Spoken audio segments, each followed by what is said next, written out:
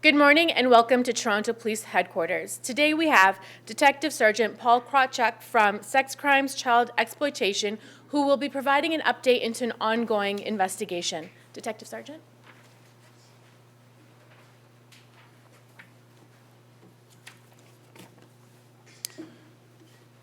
Good morning, ladies and gentlemen. Thank you for coming to Toronto Police Service Headquarters.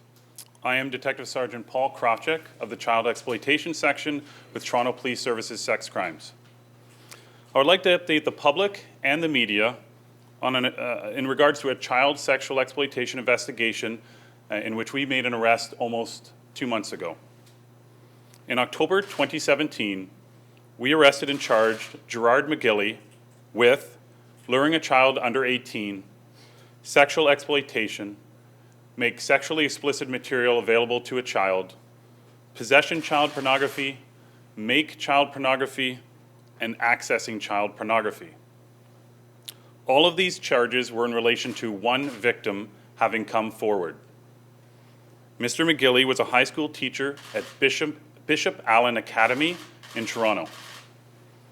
As a result of our original news release, numerous individuals contacted us to provide information on Mr. McGilly.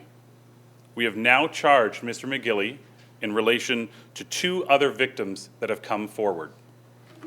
On Thursday, November 30th, 2017, Mr. McGilly was arrested and charged with the following: 2 counts of luring a child under 18, attempt sexual exploitation, 2 counts of make child pornography, distribute child pornography, possession child pornography, accessing child pornography, and make sexually explicit material available to a child.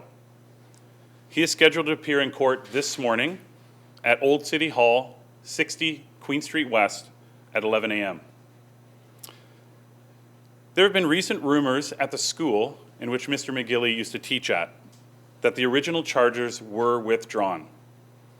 I want to make it clear that this is not true. Nothing has changed, and Mr. McGilly continues to face those charges as well as these new ones.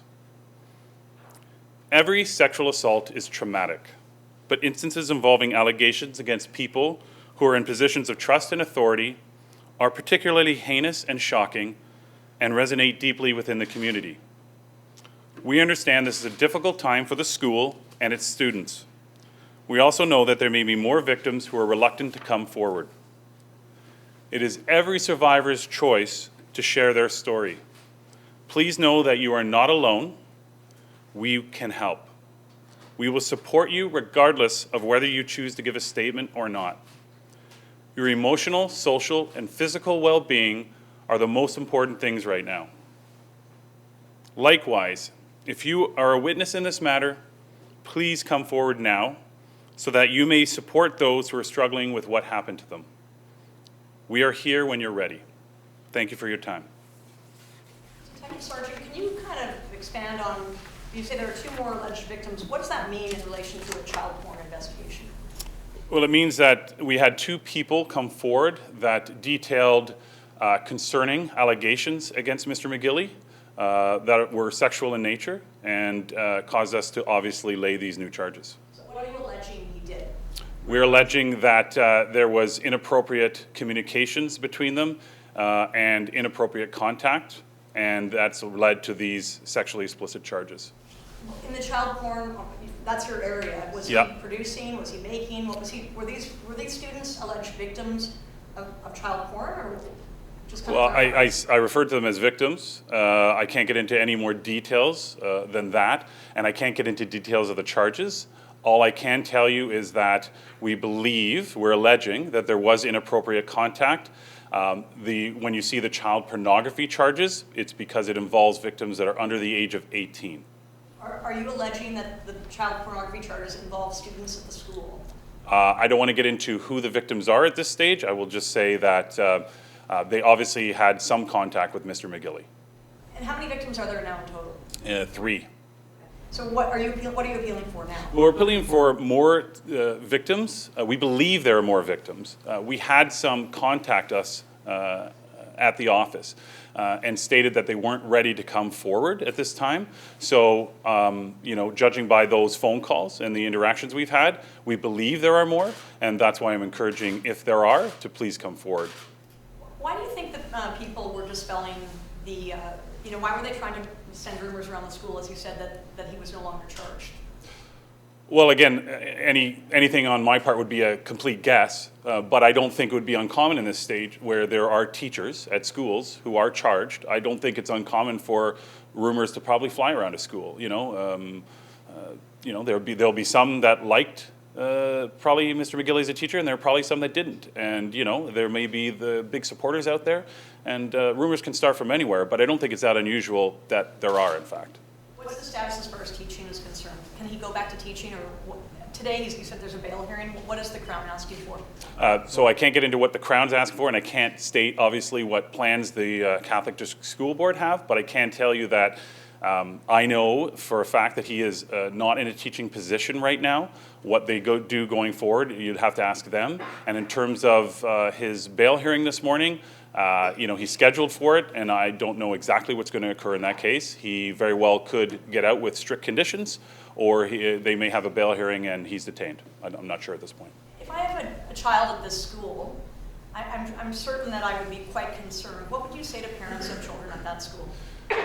Talk to your children. Hopefully, the parents have a good relationship with their children where they're able to ask questions. We ask, if you are a parent that's concerned, then, approach your child, but it would be very open-ended questions, not very, not getting into specific questions. Did this person do this? Did this person...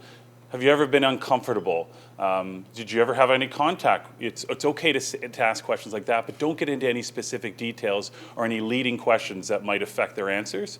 At the same time, I think it's time as a parent that you can sit back and look and go, has there been any change in my child's behavior? Sometimes, and not always though, that's important, there can be a change in behavior, and in that case, maybe it's another red flag. And, even the parent themselves giving us a call, coming to speak with us, is absolutely okay, even if you haven't confirmed anything. We'd rather you come to us than not come to us at all. Is there contact outside of the school environment with children, community groups, hockey teams, anything like that? Do you know? Outside of the school community, I'm not aware of any contact with outside organizations or volunteer work, but that's going to be part of our investigation going forward. Has he been at any other schools? I don't have the information of all the schools he's been to. You'd have to ask the board of that question. But has he always been with the Catholic board, or has he been with any other boards? Again, I'm not 100% sure. I believe he's only been with Catholic board, but you'd have to confirm that with them. So just to clarify, he was out on bail, and then you rearrested him on Thursday? That's correct. So he's been in jail since Thursday, and today is his bail hearing? Correct. When he's out on bail, is he not allowed to be online because he had several online personas?